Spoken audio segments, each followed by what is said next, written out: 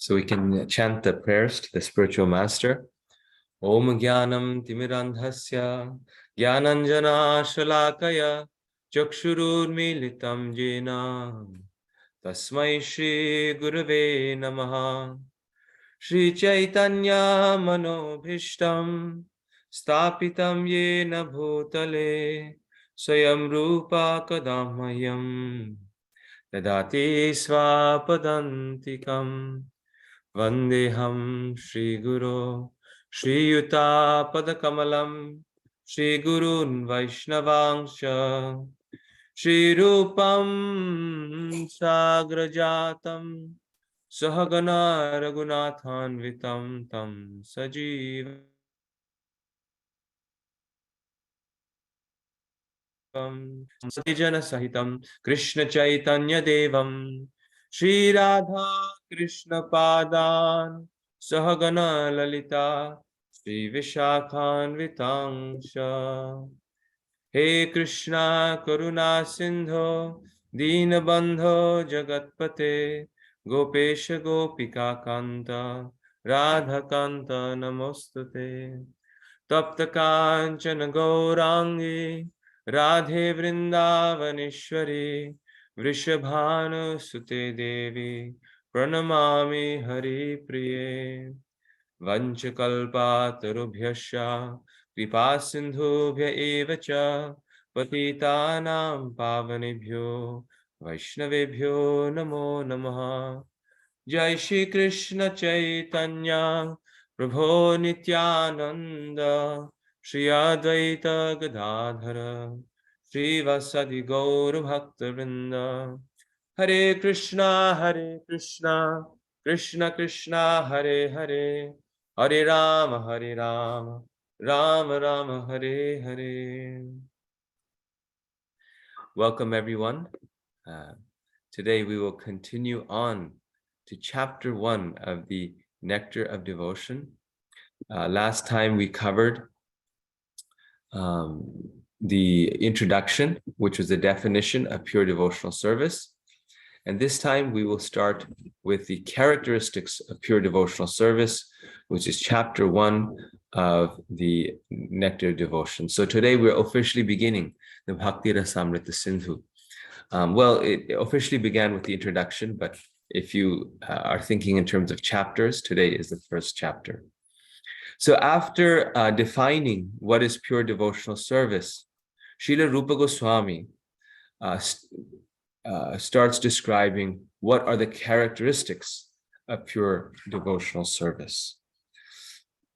When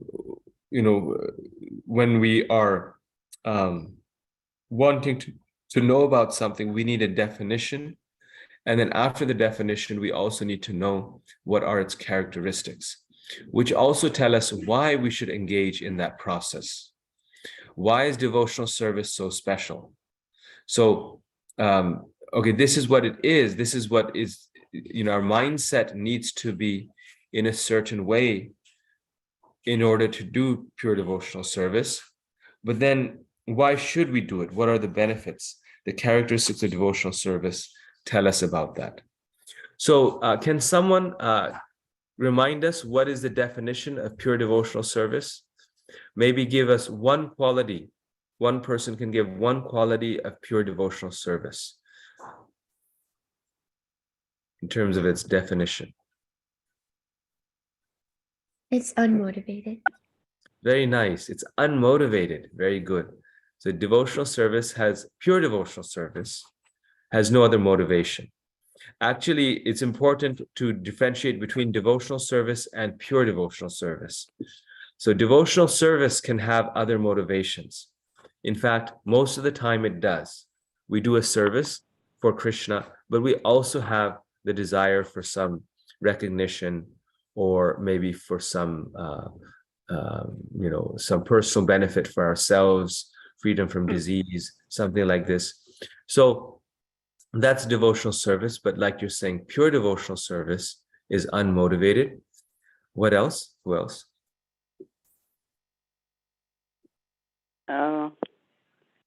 Prabhuji?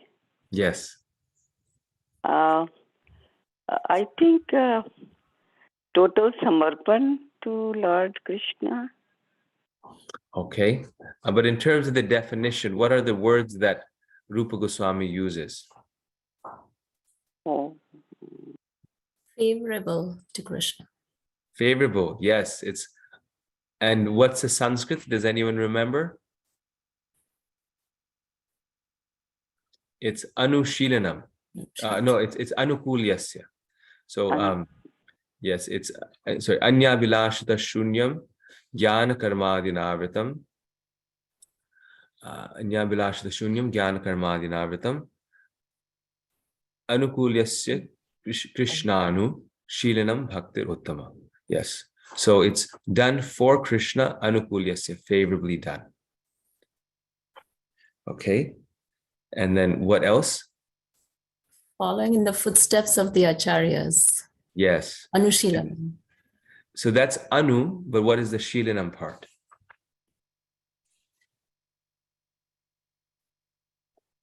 That is an activity. Yes. So it's an activity done Mm. in the footsteps of the previous acharyas. So it's favorably done and it's activity done. It's done for Krishna, Krishna Anushilanam, and it's done activity for the pleasure of Krishna. Activity that is done in the disciplic succession, Anushilanam. Very good. So two more things very quickly. Uninterrupted, Prabhu. It's uninterrupted. Okay. Devoid of gnana, karma, adi. Yes. Devoid of the desires for fruitive activities and devoid of mental speculation. Jnana karma dhyanavritam. So here we have it right here.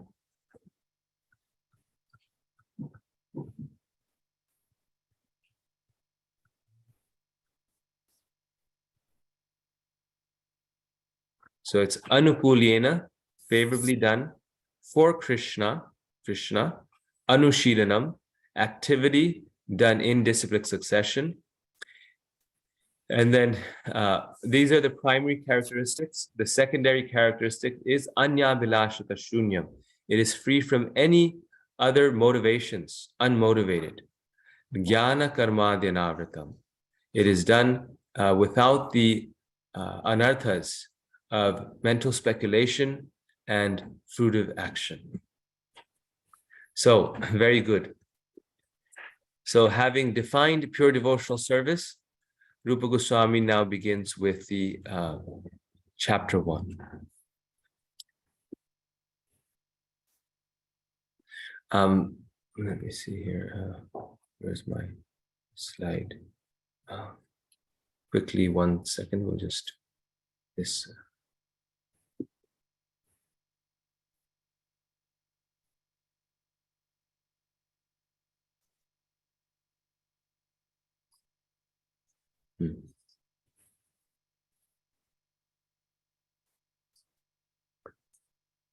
To Rupa Goswami, we should just sing the first verse of the Shad Goswami Ashtakam.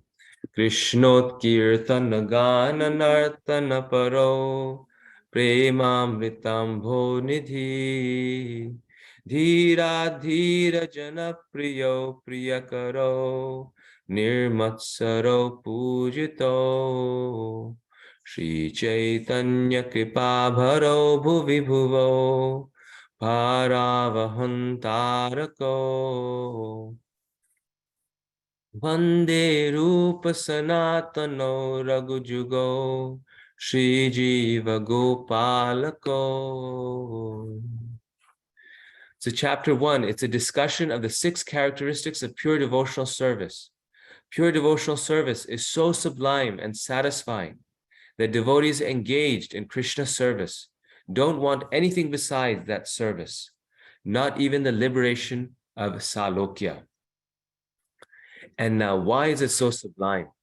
Because pure devotional service gives us relief, gives us 6 things. It gives us, first of all, it gives us relief from all suffering. And therefore it is called Kleshagni. It gives us relief from all suffering.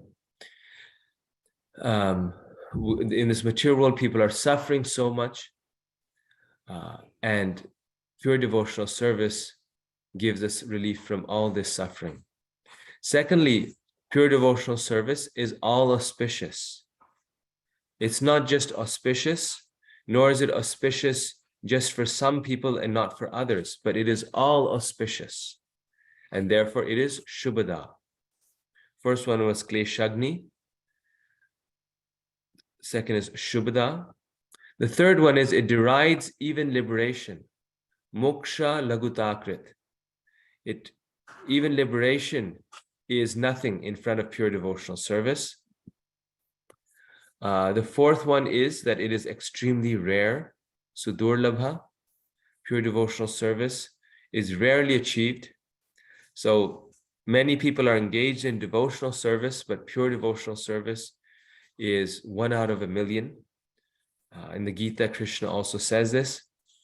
The fourth one is that pure devotional gives us incalculable bliss. Sandrananda Visheshatma. And the final one is that pure devotional service, finally, in its most purest form, attracts even Krishna. Shri Krishna Karshani. It attracts him, it even controls him. So these are the 6 characteristics or effects of pure devotional service. These are the 6 results. Now, one question that I have for all of you is how many of these 6 are directly related to happiness? How many of these 6 are speaking about some form of happiness that pure devotional service gives?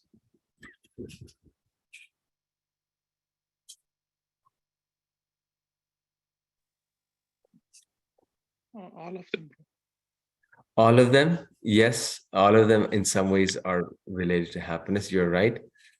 But directly, there's 3 that are directly related to happiness. The first one, which is Kleshagni, relief from suffering. So pure devotional service in its most basic form frees us from any form of suffering. And therefore, if there's no suffering, then there's only happiness. Then the third one, derides even liberation. This one can be also translated as derides even the happiness of liberation. So when we get liberation, moksha, there's great happiness. But even that happiness is like the water in a calf's hoof print. Just a little puddle, that's the idea, compared to the ocean of happiness in pure devotional service. And then in case we have any doubt or an even more, you could say, advanced form of happiness is Sandrananda Visheshatma. What to speak of liberation? Maybe the happiness of liberation we can calculate or imagine, but the highest, purest devotional service gives us incalculable bliss. That happiness we cannot even imagine how wonderful that happiness is. It is unlimited. It is incalculable. And compared to the paltry happiness of this material world, which we are so much running after, this happiness is incalculable. So therefore, pure devotional service is fully satisfying to the self. If we have this, we don't need anything else in this world. The problem is we don't have pure devotional service. Therefore, we are feeling dissatisfied or we are running after other forms of happiness here and there. But 3 stages or 3 effects of pure devotional service confirm that pure devotional service gives us the highest happiness. The others are related to, for example, auspiciousness, the rarity of pure devotional service, and the greatness of pure devotional service, that it even attracts Lord Krishna. So, given that the first effect of pure devotional service is Kleshagni, Rupa Goswami begins by speaking about suffering. He talks about suffering to explain how is it that devotional service frees us from all suffering. So in order to prove that point, he talks about suffering first. So he begins with the question, what causes suffering? The answer is, it is karma. It is the reactions of our previous sinful actions, or papa. It is the reactions to our previous papa or sins that causes us to suffer. Ramanujacharya has also said that disease is the fruit of past sinful activities or of current sinful activities. So he told his disciples to engage in devotional service even more if we are in a diseased condition, because in fact, that is what will burn up the sinful activities of our past and present reactions, and that will free us from disease. Because oftentimes we think when we get sick that, oh, I cannot do my devotional service because I'm diseased or I'm not well. But actually he says we should then engage in even more devotional service, maybe not in the same type because we are sick, but we should engage even more intensely because it frees one from papa. Then the question is, what impels one to engage in sinful action? So fine, we can burn up the reactions of our sinful activities, but if sin causes suffering, what impels us to engage in sinful action? The answer to that is sinful desires. So we have certain bad desires, therefore we engage in bad activities. First the desire comes, then the words come, and then the actions come. Mind, body, and words. This is how it goes. So it's a sinful desire that causes sinful actions, which then causes sinful reactions. Therefore, Rupa Goswami says that Savai Mana Krishna Padara Vindayo.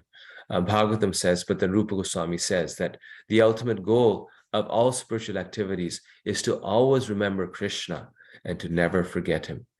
Because if the desire is fixed on Krishna, if the mind is fixed on Krishna, then the words and actions automatically follow. Then the question is, what gives rise to material desires?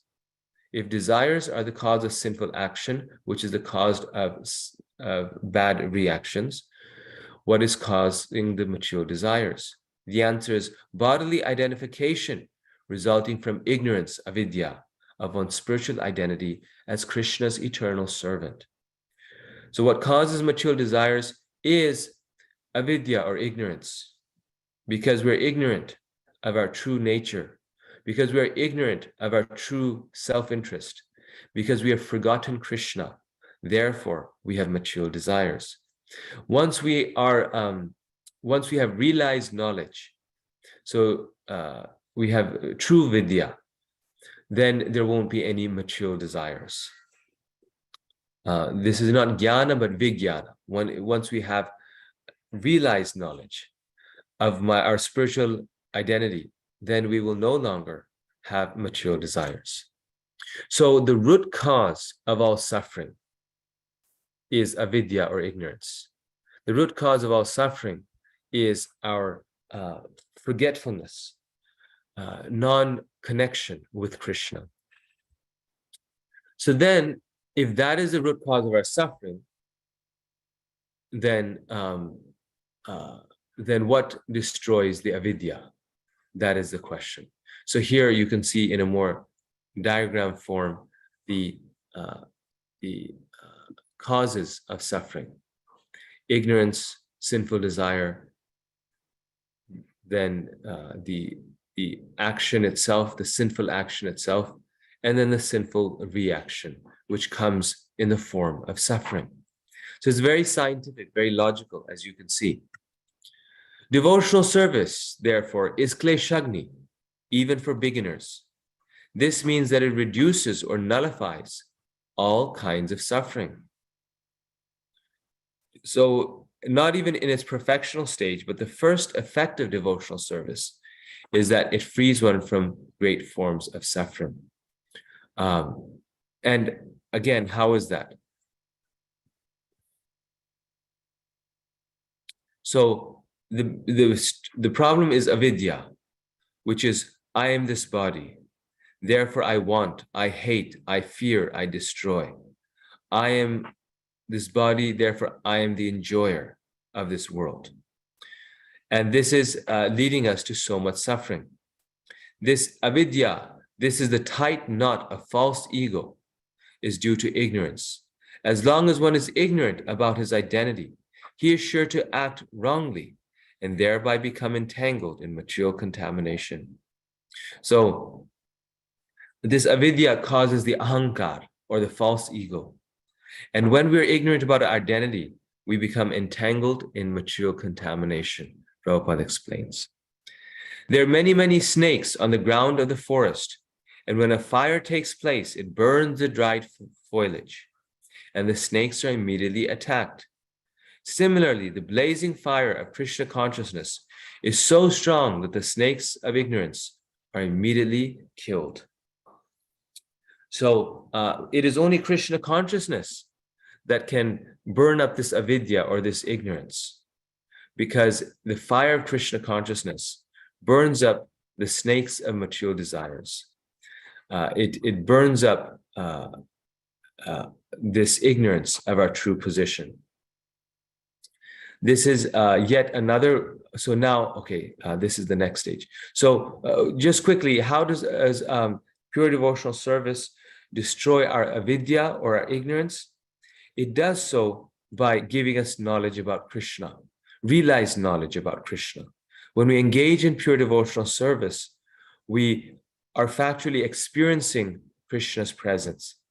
And with that realized knowledge of our role as a servant of Krishna and of Krishna himself, that ignorance, that avidya, and the ahankar, the false ego resulting from that ignorance, is completely destroyed. Now, the second stage we said is papa, or sinful activity. And sinful activity. And Rupa Goswami goes even more in more detail as to what is this papa and the different types of sinful activity. And so therefore this diagram, it's there in your study guide as well, and Dhanadhar Swami explains it very nicely, is given. That what Rupa Goswami is saying, so some additional things are added here, that it starts with avidya, or ignorance, and avidya leads to sinful desire. Now, after we get this sinful desire, we engage in sinful actions. And this sinful action results in two types of reactions. And this is very important, because by understanding this, we can understand that why the solution to sinful desires is not to engage in actions that fulfill those desires. Like people think that, oh, if I'm wanting to watch movies, then let me go and watch some movies, and then those desires will be fulfilled. But Rupa Goswami is explaining that no, those will not fulfill those desires. Watching those movies will not fulfill those desires, but it will increase it. Why? Because the two results are, first of all, you get the unmanifest reaction of this sinful action. You get so when we do a sinful activity, we don't get the reaction immediately. We don't see the reaction immediately, but the reaction is immediate. That's the unmanifest reaction. Then that unmanifest reaction forms two things. One is that it makes us get a sinful disposition. And the second thing is that it will give us a manifest reaction. So if a person goes and, going with our same example, looks at a bad movie, then there'll be a manifest reaction. Krishna will make him suffer in different ways. After that, we'll, get some problem in life or whatnot. But then there's also the bigger reaction, actually. The more dangerous reaction is that we get a sinful disposition. And what does that mean? This means that by watching that movie, we get the desire to watch more movies. our sinful disposition results as a result of that action, and we want to do that same thing even more. And then what happens is that when we do that even more, then we get more sinful desires. So then what we watch in the movie, we then want to do that in real life. Then we want to, not just watch it, we want to engage in it. And that becomes more of a sinful desire. Then from that sinful desire, we engage in a sinful action, like a jamil. We actually act in that way. First, he sees the prostitute, then he marries the prostitute. Then by engaging in that sinful action, we get an unmanifest reaction. And when we get that unmanifest reaction, we get a manifest reaction, some form of disease, some problem, some pain, someone dies. But then we also get, again, a sinful disposition. Then we want to engage in that actual sinful activity even more. And then when we engage in that sinful activity even more, then we get more sinful desire. And in this way, we fall more and more and more and more. So the solution to sinful desires and sinful actions is never to fulfill those desires, but rather the solution is to experience a higher taste. And that's what pure devotional service is. By fulfilling those desires, we will only engage in those activities more. But by experiencing a higher taste, we will lose the desire for that sinful desire. And this is why the solution to sinful activities is not fulfilling it, which is the process of karma described in the Vedas, nor is it praishit or austerities. Because by austerities, we get free from the sinful reaction. We get free from this part here. But by austerities, we do not get free from this part here, which is a sinful disposition.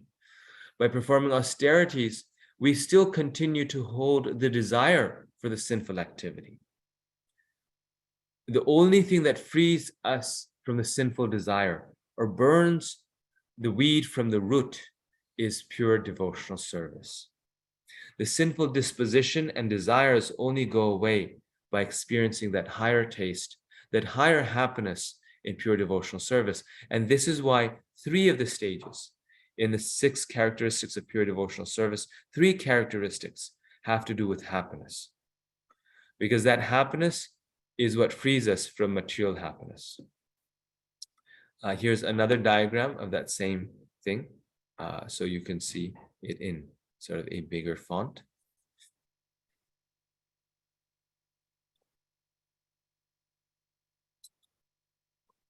I'll skip this one.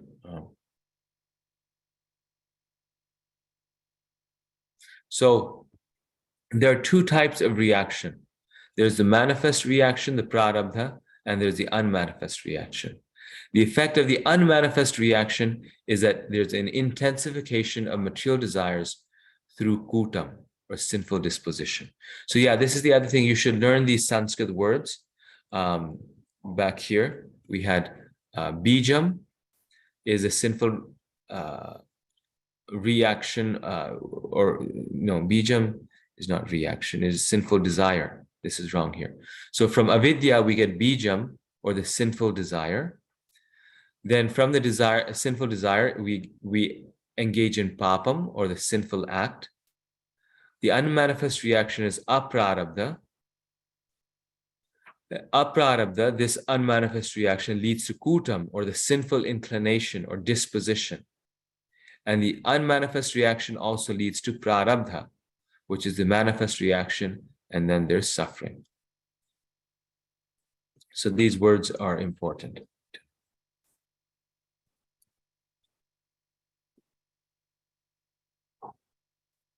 And so these also reactions, the unmanifest reactions, can also appear after many births. Karma is so complex.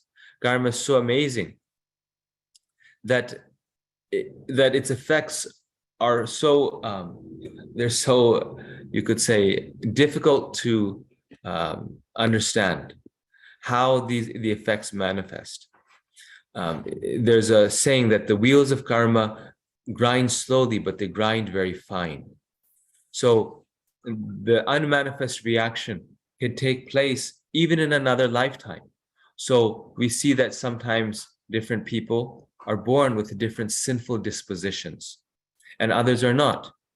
Like sometimes you wonder that, one person is born and joins Krishna consciousness and they have no desire to engage in any, family life or materialistic activities. And another devotee practices the same process, but they still have those desires because those desires are being manifest from previous lives' unmanifest reactions, from that sinful disposition or material dispositions. So now I've described to you how this is a cycle and it gets worse and worse and worse. So you might think, well, for the materialist, then what's the way out? And why is it that because of the sinful reaction, we get the sinful disposition, that sinful desire, and it keeps increasing more and more and more. So Prabhupada explains this many times in the Bhagavatam in different verses, that Krishna does it this way for the materialist. We don't need to go through it. We need to break out of it by experiencing a higher taste. But for the materialist, he does this because he brings us down to the lowest point of material existence, to rock bottom, as they say, so that we can have a full experience of what material life is. And when we reach rock bottom, then we call out to Krishna to protect us, to reveal himself to us.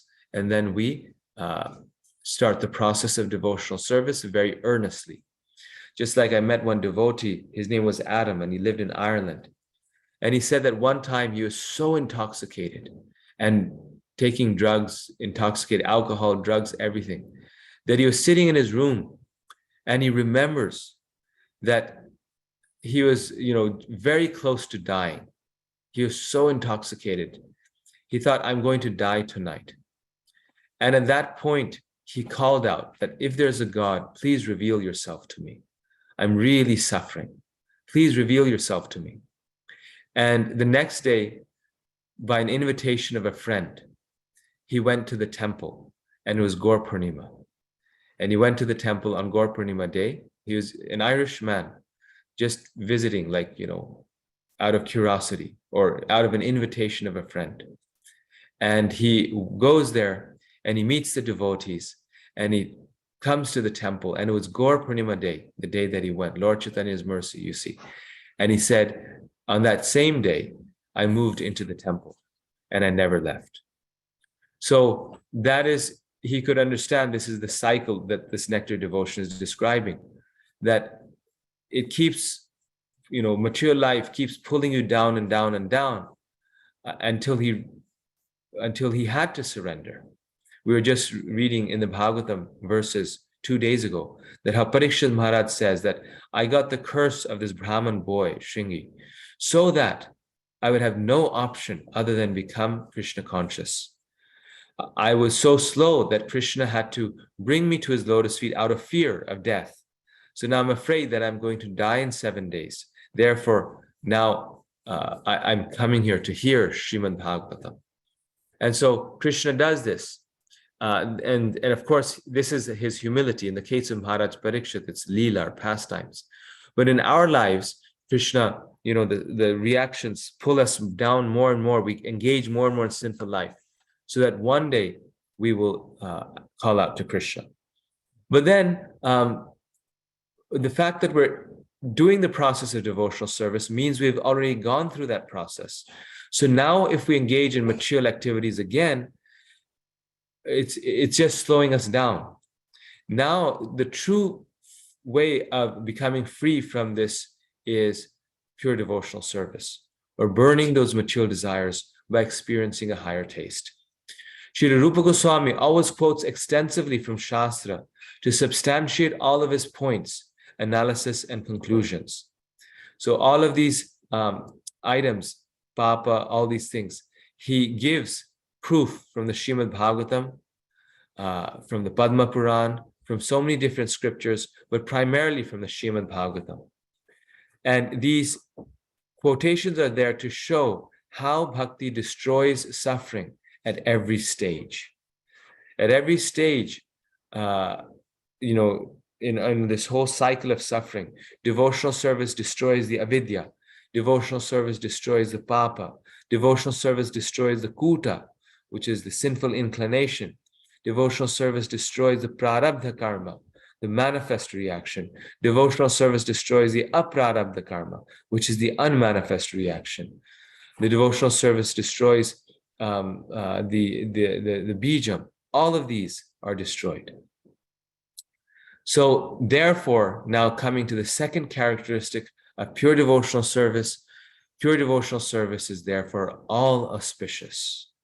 Shubhada. And what is the definition of all auspiciousness? This is very key. What is the definition of all auspiciousness? All auspiciousness has four things to it.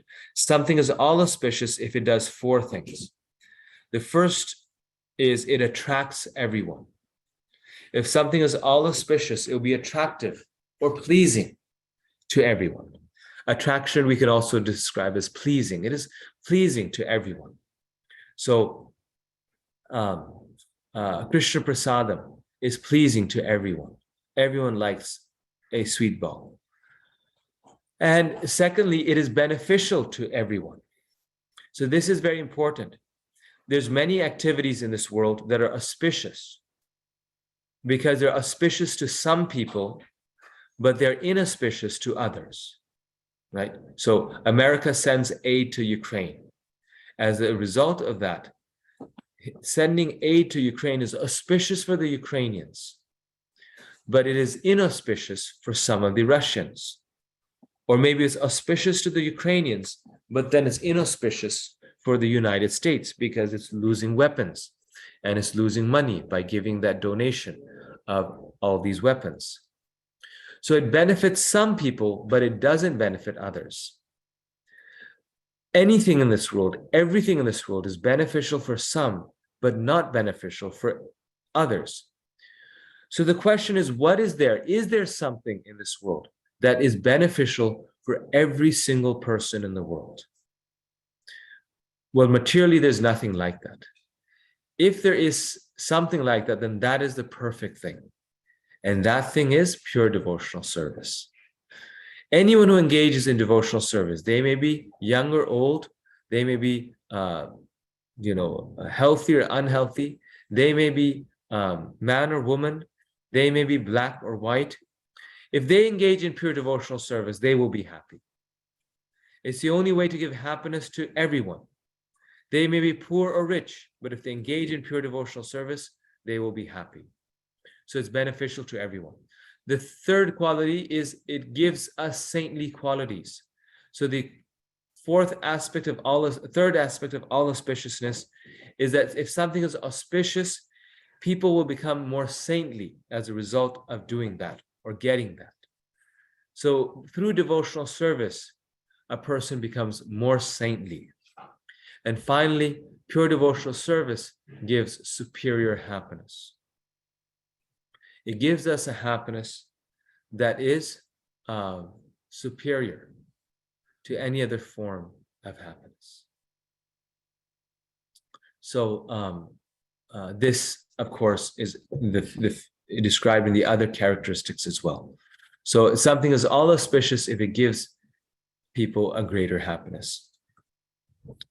So regarding points 1 and 2, that it attracts and benefits everyone, Rupa Goswami says, no other welfare movements can succeed in this. Prabhupada says, the example is United Nations. The United Nations, they are, like I said, beneficial for some, but unbeneficial for others. This is because such movements are based on the limited bodily platform. Only bhakti, being on the universal platform of the spirit soul, can appeal to and benefit all living entities. So because it helps the soul and everyone is a soul, therefore it can help all living entities. How does pure devotional service bestow saintly qualities? Nothing else bestows saintly qualities as thoroughly as bhakti. See, the process of austerity only frees us from sinful reactions, but it doesn't make us necessarily into saintly persons.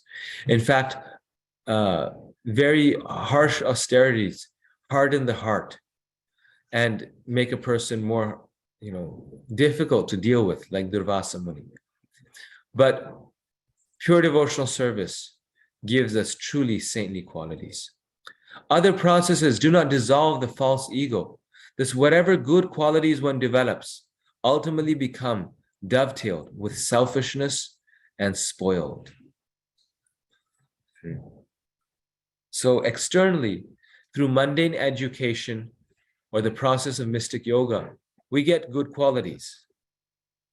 But ultimately, those good qualities are used in our own selfishness. Like sometimes people become very eloquent speakers, they become very polished people, but then you see that they use those qualities ultimately to benefit themselves, to make themselves rise over others, and then to control others.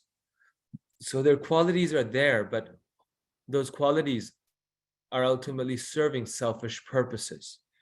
So they're good qualities, but they're not truly saintly. Many people, you can see this as an example. Externally, they're so polished, like Prabhupada describes even Hiranyakashipu. He was kissing the head of his son Prahlad. He loved his son Prahlad. But the moment he realized that Prahlad was an obstacle in his sense enjoyment, that he liked his enemy, at that moment, he was ready to kill him. He throws him off of his lap on the ground. Just a moment ago, he is kissing his head. But the moment he sees, Prahlad is not helping me, he throws him off of his chair and is ready to kill him. And Prabhupada describes this is the nature, the difference between material goodness and saintliness and spiritual saintliness. The material qualities that we see, karmis are so nice. They're sometimes even nicer than devotees, right? We think like this, that the karmis, they will be nice to you, but the moment they see that you're an obstacle in your sense enjoyment, they will reject you. But devotees, even though they're not externally maybe so perfect and nice, but they are being taught the process of selflessness and self-surrender. So even if a person is unkind to them, the devotee will still be kind to them. And that is true saintliness. That is a freedom of, they're fundamentally not selfish. Like where in the world do you find people who will, for no charge, simply out of the love of their heart, they'll feed other people? Krishna Prasad, especially, such nice prasadam. Where will you find people who will, without any pay, spend time with others just to help them? So true saintly qualities are only a result of pure devotional service. And finally, the fourth quality of superior happiness is given by devotional service. Three categories of happiness are given. The first is happiness from sense gratification. The second is happiness from liberation. And the third is happiness from devotional service. These are three categories of happiness that a person can experience. A result of kama, a result of moksha, and the result of bhakti. The happiness of pure devotional service is superior to the others because it includes the others. Since the devotee's senses are still active and he is liberated from dualities of material existence, he is enjoying a spiritual sense gratification. His spiritual senses are being nourished, which is better than material senses. It is alone eternal. The happiness of pure devotional service is eternal. Other forms of happiness are based on temporary conceptions of the self as the body or the self as Brahman. So happiness of sense gratification is temporary. The happiness of merging into Brahman is also temporary because we ultimately fall down. Only happiness built on an eternal self-concept, Krishnera Nityadas, can be eternal. Only happiness that I am the servant of Krishna, that is eternal, because that is our eternal constitutional position. So the fourth quality of Shubhada, which is superior happiness, is also proved here, that bhakti gives happiness which is what? Unlimited and eternal. Bhakti gives us eternal happiness. This happiness then, point number 3, the third quality, derides even the happiness of liberation. So from now Shubhada, this is the perfect segue into Moksha Lagutakrit, because the fourth quality of all auspiciousness is that it gives happiness to everyone. And now Rupa Goswami is saying, in fact, the happiness that it gives us is so great that it supersedes even the happiness of ignorance, of liberation, the happiness of liberation. So the happiness a person experiences in kirtan, in chanting the holy names of Krishna, is so great that it does not even compare to the happiness of liberation. The happiness of pure devotional service is so great that it makes even the inestimable happiness of liberation appear trivial. Pure devotional service, next, point number 4, is rare and difficult to attain. Sudurlabha.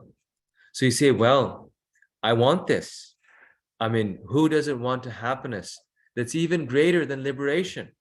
That's greater than the happiness of sense enjoyment or kama, that's greater than the happiness of spiritual life.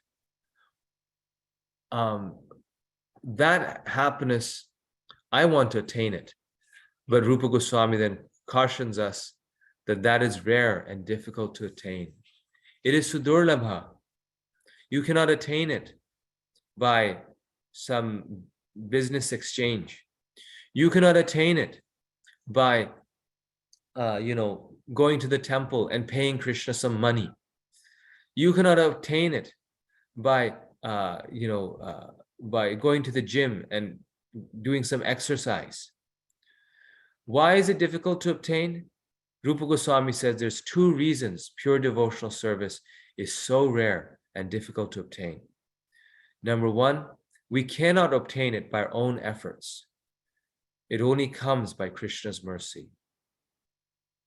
So, very key point here, that we cannot attain it by our own efforts. Why is that? Because it comes by Krishna's mercy. So it's something that we cannot, in some ways, earn ourselves. We have to wait for someone else to give it to us. And if Krishna is the only one who gives it to us, or if Krishna is the one who can give it to us, then it's in Krishna's hand. But then point number 2, Krishna does not easily agree to give it. So as I mentioned, we can't do anything to get it by our own strength.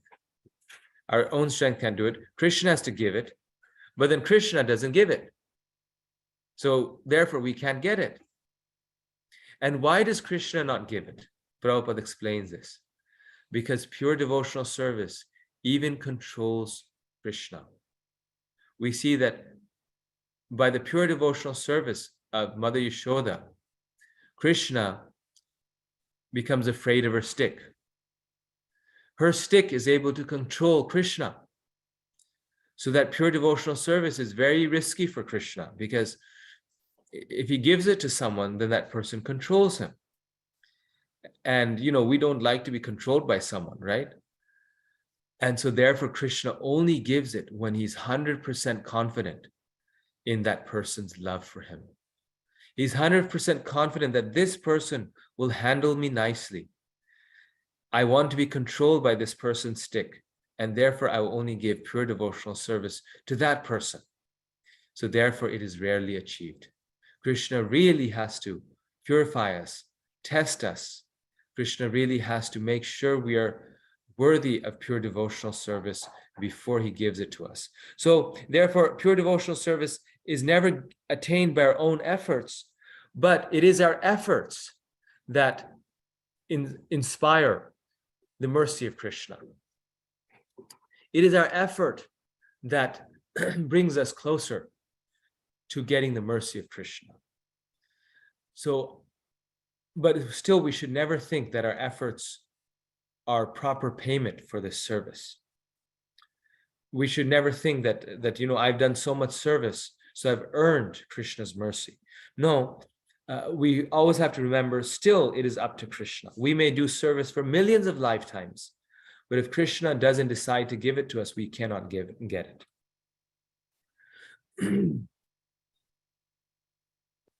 If we cannot achieve bhakti by our own efforts, why should we endeavor so hard in Krishna consciousness? Very reasonable question. Devotees are encouraged to work so hard for Krishna. But why should we work hard in Krishna consciousness if we cannot achieve bhakti by our own efforts? Our efforts cannot cause bhakti, but they can, one, attract Krishna's mercy by showing our sincerity, and two, they can purify our heart and make it a receptacle capable of holding Krishna's mercy.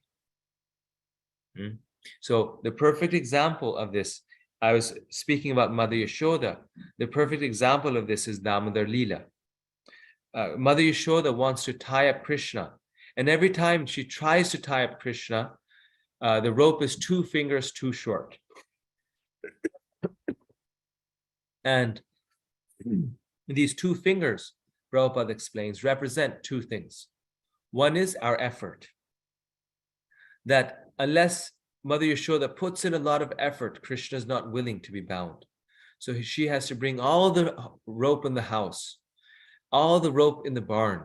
And Nanda Maharaj had 900,000 cows. So you can imagine how much rope he had.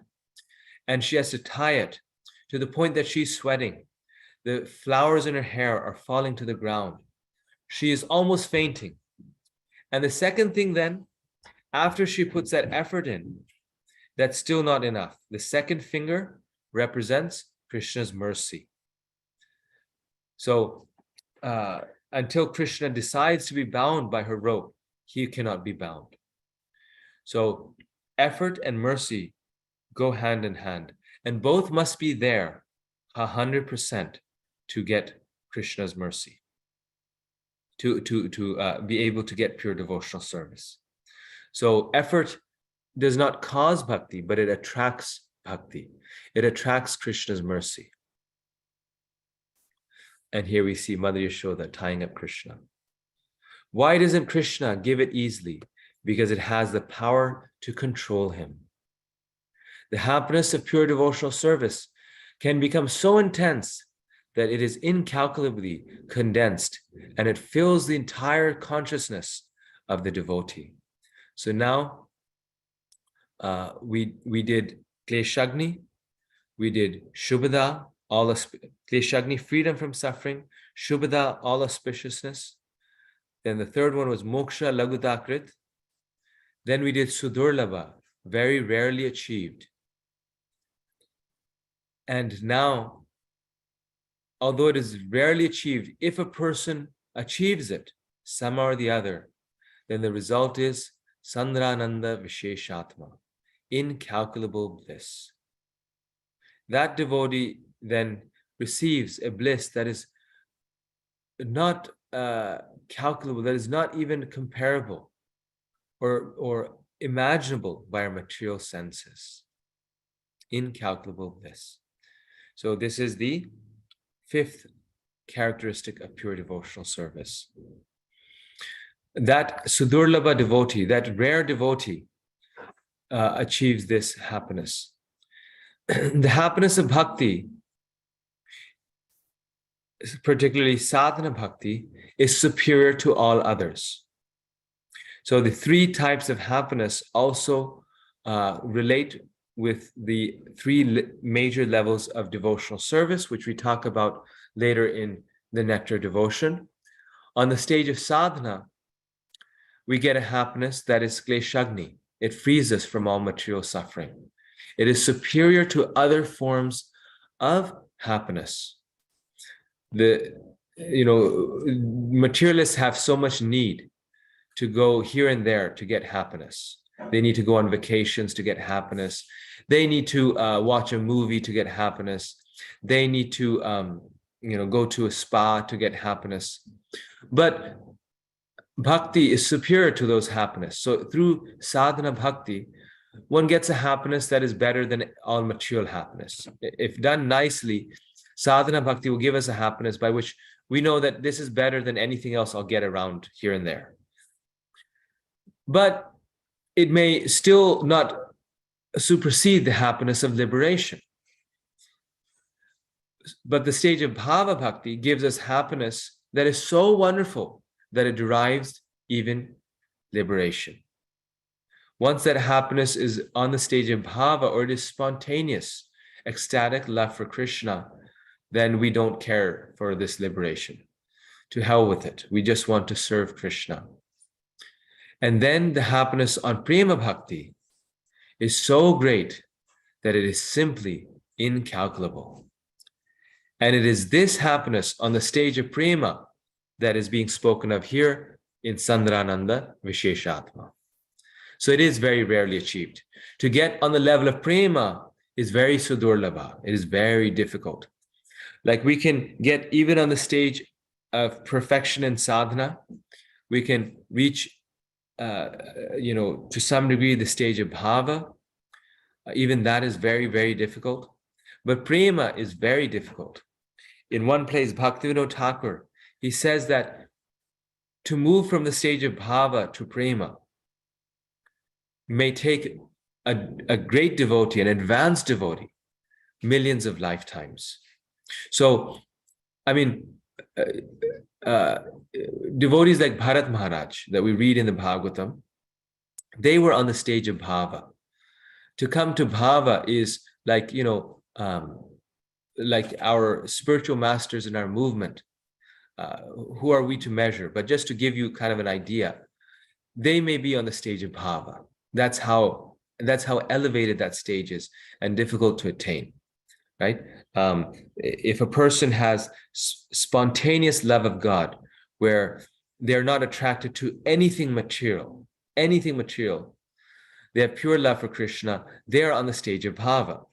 Now, generally, we think that, if we're going to reach that stage, we've reached the goal. It's time to declare victory. Right? Generally, we think if I have no material desires, I'm spontaneously attracted to Krishna. Bhava is even above Raganuga Bhakti. And I have ecstatic love for Krishna, so that when I chant, I get tears in my eyes. Then I think, well, that's good enough for me. That would be, perfection of life for me. But once a person is on that stage, then Bhaktivinoda Thakur says, it could take them, it generally doesn't because of Lord Chaitanya's mercy, but it could take a person 1,000,000 lifetimes to come from bhava to prema. And this is why even in the stage of perfection, there's many different levels of devotees. There's even more advanced devotees. Even in the stage of perfection, Krishna's still purifying his devotee. And even in the stage of bhava, that devotee may still have, and the Nectar devotion says this, we'll read later on, still some glimmers of, you could say, of imperfections or anarthas. And you think, well, this person has anarthas, they have imperfections, so how can they be a great devotee? How can they be on the stage of bhava? But this is what the Nectar devotion is explaining to us. Yes, they can be a very advanced devotee and still have imperfections, still have anarthas. They can be on the stage of bhava and still have anarthas, because bhava is a segue to prema. And it's a great teaching for us, because sometimes devotees in the movement, they become very bewildered. Like, they'll take initiation from a spiritual master and they'll have real spiritual experiences with them. And then later on, they'll see that devotee fell down. And they think, well, I had a real spiritual experience with them. Like they gave me mercy and I saw miracles happen. And now this person has fallen down.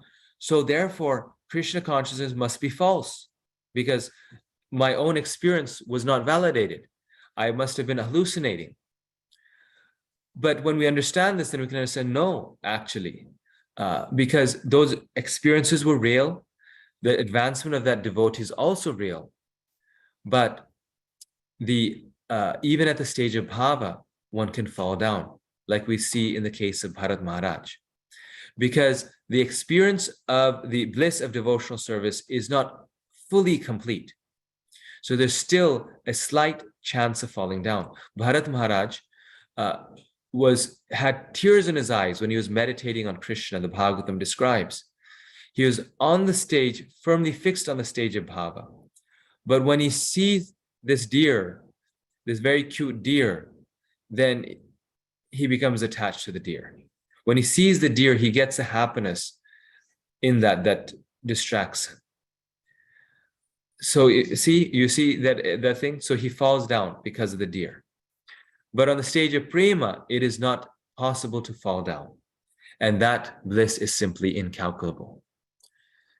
And therefore, also we can understand that why we see purely advanced devotees, and those devotees will tell us that no, Prabhupada still has a different position. He's still even more advanced. And we may wonder, why is that?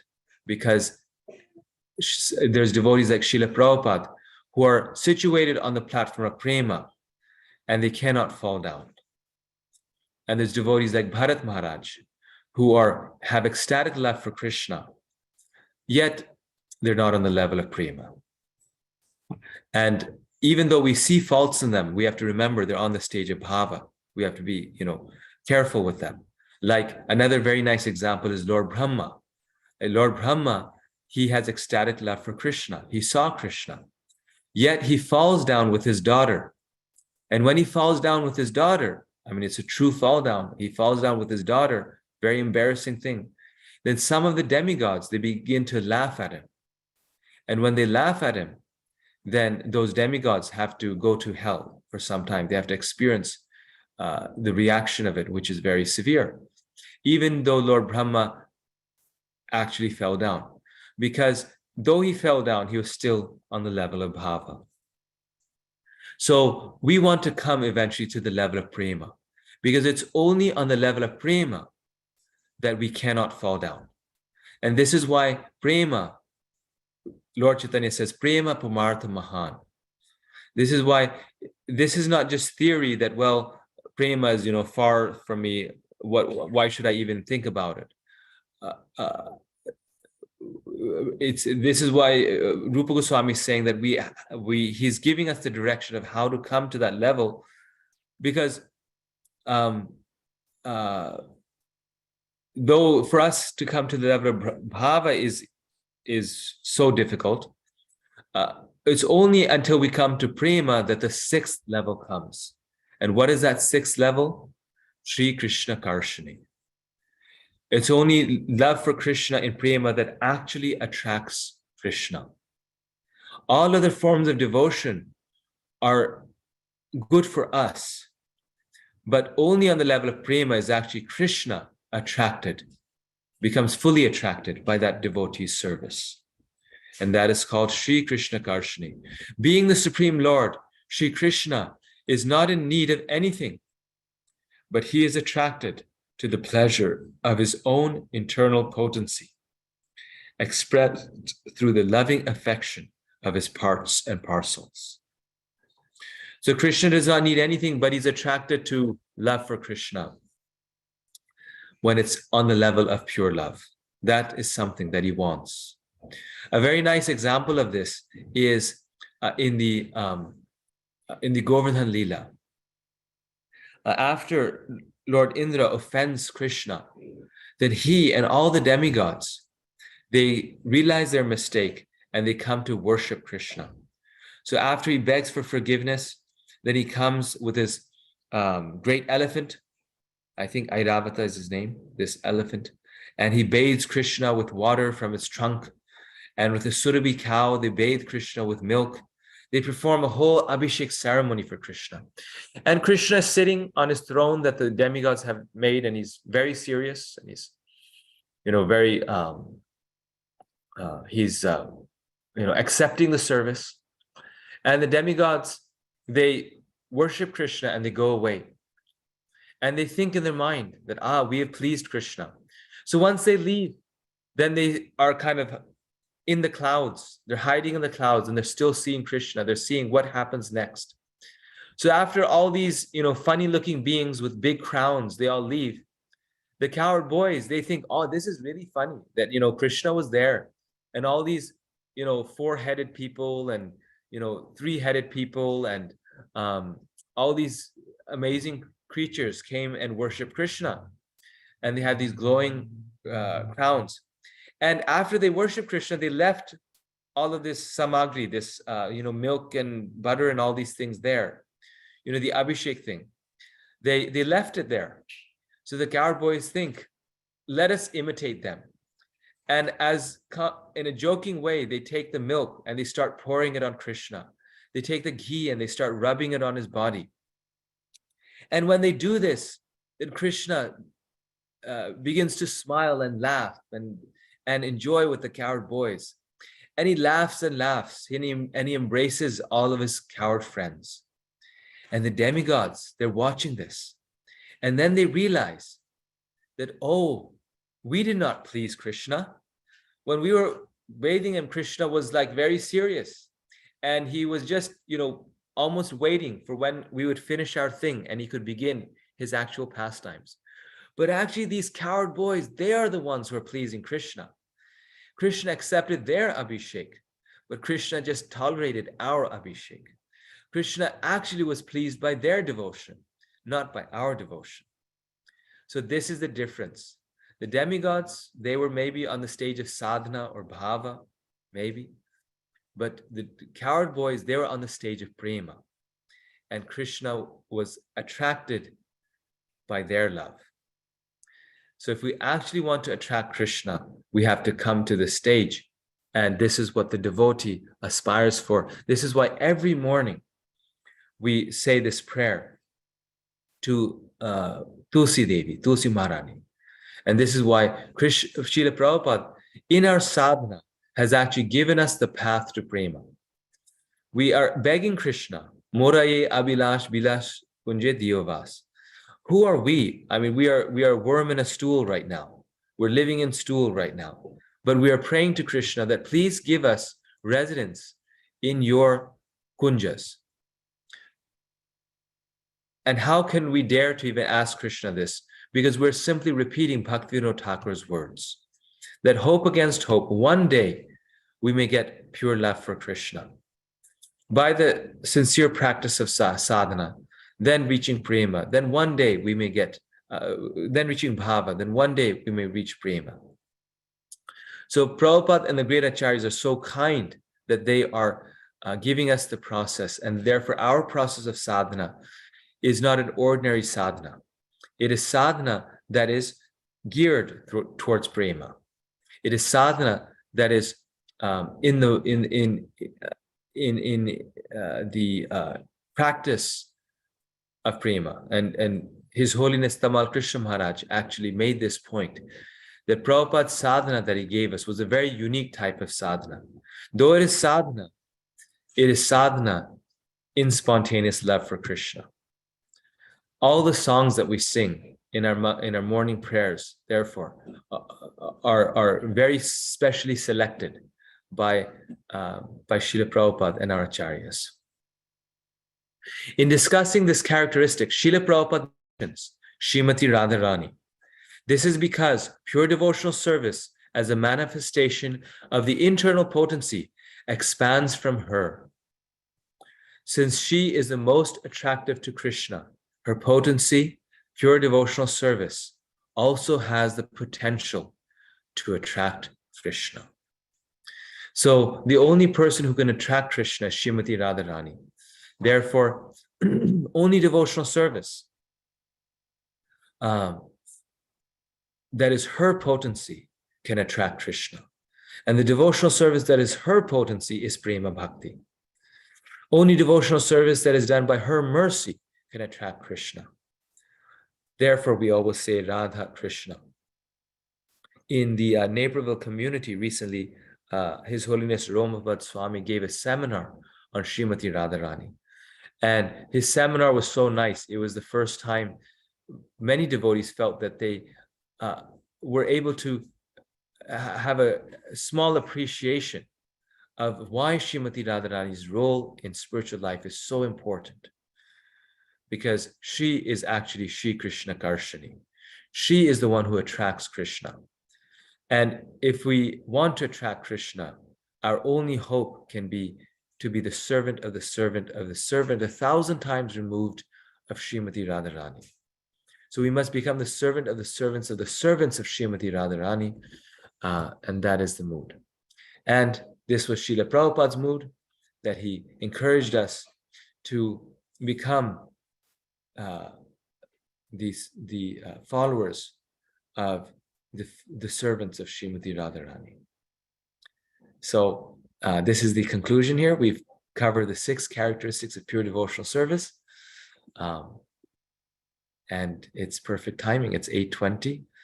So if anyone has any questions, comments, we can take that for about 10-15 minutes. Karthik Chandra Prabhu, please. Hare Krishna Prabhuji, Pranam, all good Prabhupada. Thank you so much for a wonderful class, Prabhu. The question I have is from the initial discussion about the avidya and the whole cycle, Prabhuji. So from my initial understanding, the problem is avidya, that we are in the bodily consciousness creating all the things. And we say the solution is the higher taste. So I was just thinking then the solution should be like how to establish the knowledge. So the devotional service establishes the knowledge that we are not the body but the soul, right, Prabhu? Is that the understanding? So, many philosophies have this knowledge about the difference between the body and soul, right? Just like even Shankaracharya talks about the difference between the body and the soul. And so many philosophers do. But why devotional service gives us that knowledge? Because devotional service actually gives us the realized knowledge of the difference between the body and the soul. So Socrates also had the difference between the body and the soul. But there's a difference between knowing that and acting on that level. You see, like okay, we know that, but then the next time we're in danger, we become afraid. I know that I'm the soul, but the next time I'm in danger, my body is in danger, I'm afraid. So how do I come to a level where I know it so well that I'm not even afraid? That is possible only by devotional service, because we are acting on the level of the soul. We realize that we are the soul, and therefore the devotee is no longer afraid. So every decision that the devotee is making is making based upon what is good for my Krishna consciousness, meaning what is good for my soul. And that means acting on the level of the soul, which is pure devotional service. So if I am a soul, then I should do only those things which are good for my service to Krishna. I should which clothes should I buy? Which home should I buy? Which car should I buy? Everything will be based upon the knowledge that I am the soul. And so that's actually realizing the soul. And when we make those decisions, then eventually then we just start to relate with ourselves and others as souls.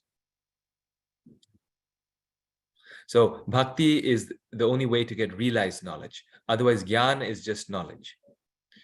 Yes. Sure. Got it. Yeah. Thank you. Thank you. Very nice question. Any other questions, comments?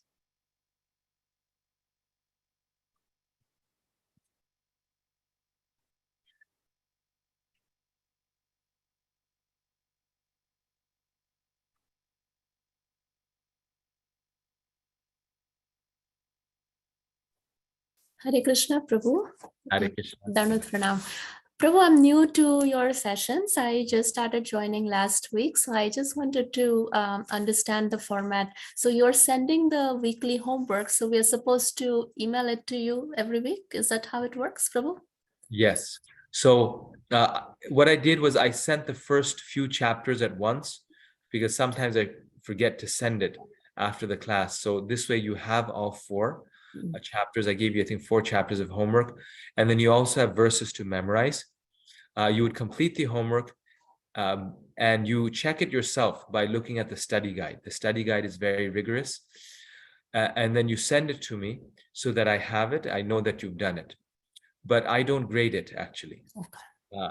Then when you take the exam for the book, then the questions from the exam come from your homework. So then I'll grade the exam. So your inspiration in doing the homework is that then you'll be able to do the exam properly. Also, as a requirement of Bhakti Shastri, you have to complete all the homeworks. So you complete them, and I see that you've completed them, and then you take the exams. The questions come from your homeworks, and you also have to write down the verses that are meant for memorization. So for each section or chapters, you'll see, I share that document with you on the group. There's certain verses to be memorized. So you memorize them as you go, and on the exam, you'll write them down. So spontaneously, we have to write down the exam. You're monitoring the exam like by video. Is that something like that? So when we come to the exam, then you'll have a proctor. So in your local community, there'll be someone who's trustworthy, who's a proctor, and I'll send the exam to them and they monitor you. And then once you're done, they send the exam back to me. I see. This is for the closed book. Yeah, all the exams are closed book. All the homeworks are open book. Right. Okay. Okay, Prabhu. I'm sorry because, I just finished my Bhakti Shastri with Mayapur Institute and I got my certificate too. But, your students, spoke so highly about your classes that I wanted to redo it with you. So they had a very different format. So they had the closed book assessment. Then there was this open book assessment, which was the essays. And so there were all these essays that we had to write. And then there was the verses. We had to make videos of like maybe 5-6 verses with our eyes closed and with the verses and the meaning of it, the translation, and then upload the videos. So that's how they used to grade our VMAs, the verse memorization assessment. So I was just curious how you did it. I see. Very interesting. Yeah. Yes, no, mine is a bit simpler. They, I think, have a bigger team. So I just do it kind of, there's one closed book exam. And in that, they do write an essay, but that essay is closed book. So in that exam, there's one question that's also an essay question. Oh, okay. Okay, Prabhu. But everything is closed book, yes. Yes. Thank you, Prabhu. Thank you. Thank you, everyone, for attending. Thank you for your kind attention. And we will see you all next Saturday. So as Mataji was describing, please continue doing your homework and we will meet again next week. Hare Krishna. Hare Krishna. Krishna, Prabhu. Thank you, Prabhu. Hare Krishna. Thank you. Hare Thank you, Krishna. Prabhu. Hare Krishna. Hare Krishna. Hare Krishna.